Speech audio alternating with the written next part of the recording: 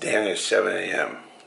I don't know how people go on YouTube and be like, oh, good morning, rise and shine. I ain't got time for this. Tired as hell. My breath's still hot. Sound like I got a frog in my throat. But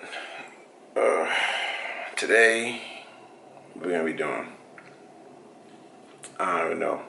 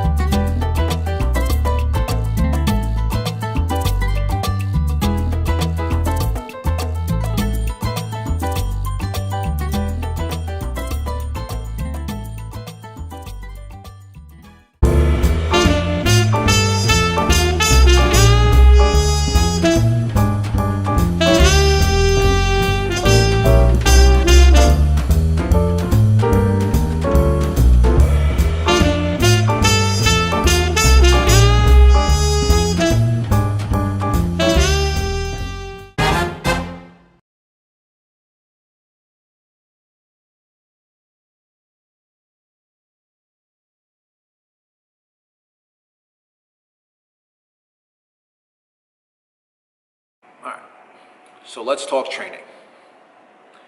Training for my prep was pretty easy. This was the best prep that I've had for any contest that I've done. And I've been competing, I usually do 1 show a year, 2 shows a year. I've been doing it since 2011, 2012, I can't remember. But what I've learned over the years when it comes to training is you want to be able to be in control of the variables and not get all overwhelmed by your program. So this is why, for me, what I did was I trained the very first month with really low volume, okay? And the reason why you do that is because you want to ramp up your training, right? You want to increase volume, increase your load, increase your intensity, you want to increase your frequency over time, okay? That's also part of your, that's part of your caloric output. So what you're trying to do is you're trying to add more work over time. And the goal here, especially when you're starting to prep, is you don't want to be saying, okay, I'm gonna prep now and I'm just gonna bang out 5-6 days of training a week, and I'm gonna bang out 5 sessions of cardio. Like, that's just doing too much too soon. Most people, actually almost everybody, would benefit from starting from a lower position or less frequency to build up that work capacity, that workload, that work volume. Because you've got to give yourself a physical break and a good physical starting point before you start adding more and more and more. And you also got to take into account your schedule, what you're able to do. Some people want to prep and maybe their work schedule doesn't allow them to do 5 days a week, 6 days a week. But then they're waking up at 4 a.m. and then going back to the gym at 8 p.m. But you got kids, you got family. Like, let's just keep it real right now. If you're watching this, you're probably not getting paid to compete. It's a hobby. It's something you do for fun. Your kids, your family, your friends, social events don't go by the wayside simply because you're in prep, period. How would I know? Well, I guess I'm a coach that walks my walk and talks my talk, because I'll be damned if I have FOMO because I'm in prep. Not happening. So your schedule you need to map out a schedule. So if you have 6 months to prep, well, look at your work schedule, look at upcoming events, and plan around that. And plan around it that you can, in fact, some way, somehow, increase your training. I started off with 3 days, or 2 days, and then I went to 3 days, 4 days, 5 days, 6 days. But that doesn't work for everybody because it doesn't work for your schedule. So for a person like that, I would say, okay, well, if you can only train up to 4 days a week, you can't do any more than that, then that's when we handle your nutrition, and might have to cut down a little bit deeper, and I'll talk about that in the nutrition section.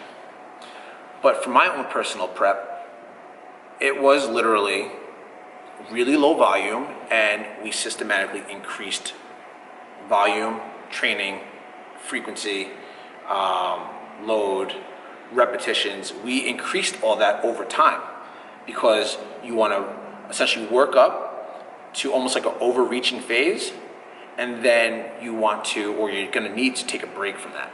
You got to give yourself a physical break and then repeat. Okay? So one of my standard splits was an upper lower split. That's on a 4-day. All right? So from there, what do? We might have trained Monday, Tuesday, Friday, Saturday. You could also set it up Monday, Tuesday, Thursday, Friday. But yeah, just getting the right amount of, maybe each week you add, in that same program, you add 1 set to every exercise. So now you're doing the same program, but now you're adding a variable, you're adding more work, more volume. That's going to be a game changer. You don't need to have a whole new program for you to see results. But with my program, that's essentially what we did. Every single phase that I had of my program, and my coach is Boyan from Lambda Strength, and actually him coaching me helped me coach better as well. But every phase that I had, week 1, I had, if it was 4 days, I had X amount of reps and sets. Week 2, I increased that volume a little bit. Week 3, increased that volume. Week 4, increased that volume again. From there, what we did was then set 5. What did we do? We increased volume, we increased reps, we increased sets, and continued on from there. And then the next 4 weeks, same thing again. And then from there, we cut back down.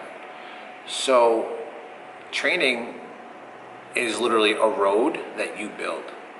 So the whole goal again is to just increase that volume, increase that the frequency and the intensity, and then you got to cut it back down. And it's simple as that. I kid you not. And I didn't do any cardio because I didn't want to do any cardio. Like I didn't want to walk on I didn't want to walk on a treadmill for 30, 40 minutes. Like to me, that's just freaking boring. I just have no desire to do that. And I walk around enough anyway, and I window shop at the mall a lot, right? So by increasing your activity through your training and just living your life, you're gonna be able to put way more emphasis in other areas of your life and not just, being in the gym for freaking 3-4 hours at a time. That's just pointless. So that was pretty much my training, which is, again, pretty simple.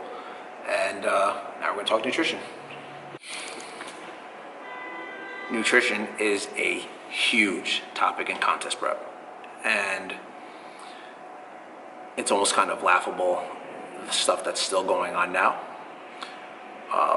Let's just be very clear. Intermittent fasting works. Keto works. Low carb works. Low fat works. Vegetarian works.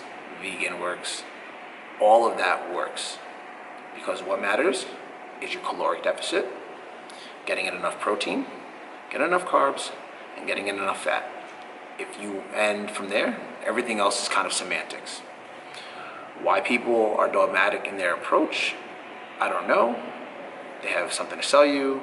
But other than that, there's really, from a nutrition standpoint, there's nothing special about any of those diets. And you can get super lean on any of them. The problem that arises when it comes to nutrition, especially for contest prep, is this. People will tell you that you can't have this type of carb, that you can't have X amount of protein, or that you can't have this much fluid, or you can't have salt. And I'm just like, yes, that's my reaction. Nutrition is very simple. Setting your calorie deficit, eating enough protein, again, setting your fats, setting your carbs. From there, it's as simple as that. If you aren't losing, you decrease, and that's it.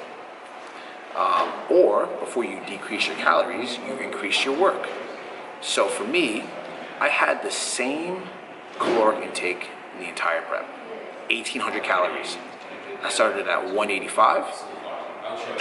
At maintenance was around 2,200. I cut down to like 1,800 calories, 1,850, and kept that the entire prep. And what just changed in that was the amount of protein I was having, and then the amount of carbs and fat that I was having. Why? Because each phase of my training program, which I spoke about before, increased in work capacity, increased in volume, increased in intensity, increased in sets, reps, weight. So I was outputting more and more and more while maintaining my intake. The more work that I was putting out, if this is nutrition, and that was level, and this is work capacity, this is what it looked like. And that's the thing. You want to be intaking less than you are putting out. It's literally as simple as that. There's no magic about it. So the longer that I was dieting, the longer into my diet, the more my protein was increased, the less carbs that I had, and the less fat that I had. And then I chose to have even lower fat so I can increase my carbs, because I like having more carbs than fat. Some people don't. And that's fine. But there's no one way to go about it. There's just an efficient way to go about it. And I'll be the first to tell you, my prep consisted of Reese's Puff cereal, Cinnamon Toast Crunch, jelly beans, Mike and Ike's, and a whole lot of other goodies, along with my veggies. and my chicken and my lean ground beef and my beans, and just obviously getting my fiber in there, my vitamins and minerals.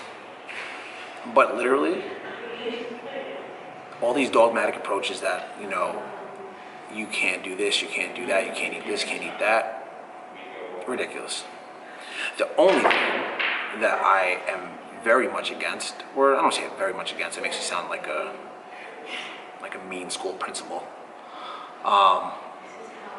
I am just not a proponent of reverse dieting, and the reason why is because if you've been dieting for 6 months, or let's say you're like me, you dieted for 12 weeks, took 2 weeks off, dieted for another 12 weeks, took another 2 weeks off, whatever, you need to get out of your deficit. And too many people already have a really horrible relationship with food, and they fear that all of a sudden that you go into maintenance that you're just going to blow up. Well, if you dieted correctly and trained correctly and weren't too low in your calorie intake, then you're not going to blow up. And the fact of the matter is that reverse dieting, people will say, oh, well, I've increased my calories by 400 calories over the last few weeks, and I actually weigh less than my show day, and I have more energy. No, really. You increased your energy intake, you're eating more food, you have more energy, you're going to move more. It's not rocket science. It's like simple physiology. And when you have more energy, you're going to feel much better about yourself, and and physically feel much better about yourself, and you're not going to be sluggish. So of course you're going to have more energy and train harder. And of course, because of that, and if you're still slowing up, if you're reversing, you're still tightening your deficit.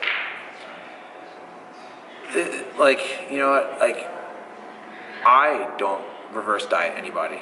If you've been dieting, you go right to maintenance. That's it.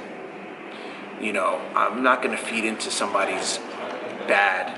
I'm not going to feed into somebody's bad food habits by increasing their calories by what's considered a measuring mistake. A couple of grams of carbs here, a couple of grams of fat here, and we'll increase again next week, and then we'll add a little more the following week. No, we don't do that. If you've been dieting, you need to give yourself. You've had that metabolic stress, that hormonal stress, and the physical stress from training. You need to relieve that stuff, and you need to get out of your deficit, and you need to decrease that training. That's how you keep yourself healthy and able to do this in the long run. And there's really nothing else to add on to that. People will say how they say, people will try to use experience or it worked for me as evidence, and it just doesn't work like that, because the matter of fact is that there's no difference in body composition from reverse dieting than going to a straight deficit. And in fact, going to a straight into maintenance, because going into maintenance right off the bat is going to help you relieve that hormonal, that dieting, that metabolic, and that physical stress. So that's my prep in a whole. I trained, I ate, I went out, chilled with my friends and family, and that's it. Contest prep is very, very easy. Physically demanding, yes, because you have to train more and you got to diet longer. But if you do it right, you can have a much better prep than you've ever had in the past if you just take simple steps. And that's it. Like, comment, subscribe, and yeah.